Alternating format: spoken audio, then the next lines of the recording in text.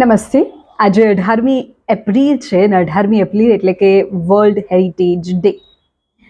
આપણી આસપાસ પણ એવા કેટલાય હેરિટેજ કહી શકાય એવા સ્થાનો છે. કેટલાક યુનેસ્કોની યાદીમાં છે, કેટલાક નથી. તેના ઉપર પછી વાત કરીએ છીએ, પણ સૌથી પહેલાં વર્લ્ડ હેરિટેજ ડેનો ઇતિહાસ જાણી લઈએ, આ વર્ષની થીમ જાણી લઈએ.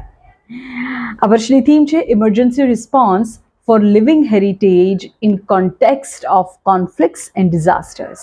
કુદરતી હોનારત કે યુદ્ધ જેવી પરિસ્થિતિઓમાં આપણા જીવંત વારસાનું રક્ષણ કેવી રીતે કરવું, તે આ વર્ષની થીમ છે. આ દિવસની ઉજવણી ક્યારથી શરૂ થઈ? 1982થી. મુખ્ય ઉદ્દેશ એવો હતો કે લોકોને આપણા ઐતિહાસિક સ્મારકો અને સાંસ્કૃતિક વારસાના રક્ષણ માટે જાગૃત કરીએ. 18મી એપ્રિલ એટલે કે વર્લ્ડ હેરિટેજ ડે એ આપણી ભવ્ય સંસ્કૃતિ, સ્થાપત્ય અને ઇતિહાસને વાગોળવાનો દિવસ છે. આપણે ગુજરાતથી શરૂ કરીએ.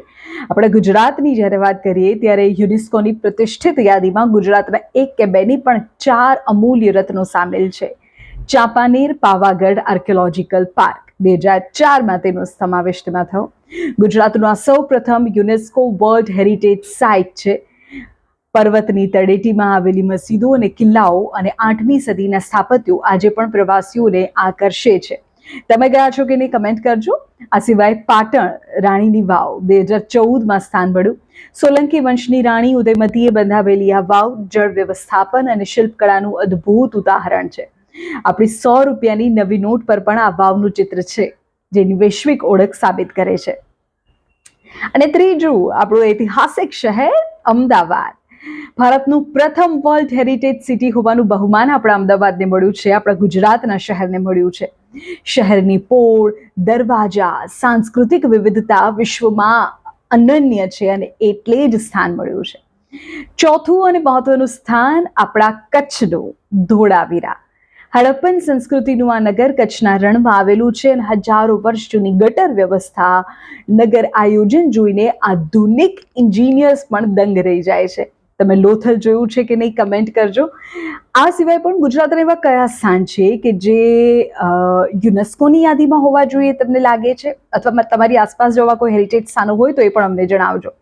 ગુજરાતની વાત તો થઈ ગઈ, પણ આપણો ભારતનો વારસો જ અદ્ભુત છે. ભારતમાં હાલ 42થી વધુ એવી સાઇટ્સ છે કે જે યુનેસ્કોની યાદીમાં છે. કેટલાક એક્ઝામ્પલ્સ તમને આપું છું, જેમ કે આગ્રાનો તાજમહેલ, મહારાષ્ટ્રમાં અજંતા એલોરાની ગુફાઓ, આ સિવાય આપણું ભવ્ય ઓડિશાનું કોણાર્ક સૂર્ય મંદિર, હમ્પીના સ્મારકો એ કર્ણાટકમાં આવેલા છે. પશ્ચિમ બંગાળમાં શાંતિ નિકેતન કે જેને પણ તાજેતરમાં સમાવેશ કરવામાં આવ્યું છે. કર્ણાટકના હોયસલા મંદિર કે જે પણ યુનેસ્કોની સાઇટ્સમાં સ્થાન ધરાવે છે. એટલે આ બધા એ સ્થળો છે કે જે આપણને આપણા ભવ્ય વારસાની છબી આપણી સમક્ષ રજૂ કરે છે. આ એ વારસો છે કે જે માત્ર પથ્થરોની ઇમારત નહીં પણ આપણા પૂર્વજોની ઓળખ છે. આજના દિવસે આપણે સંકલ્પ કરીએ કે આપણા અમૂલ્ય ધરોહરને જાળવી રાખીશું, નુકસાન નહીં પહોંચાડીએ, કચરો નહીં ફેંકીએ, તોડફોડ નહીં કરીએ, પાનની પિચકારી બિલકુલ નહીં કરીએ અને આપણાથી બનશે એટલું આ સ્થાનોનું રક્ષણ કરીશું. કરશું ને?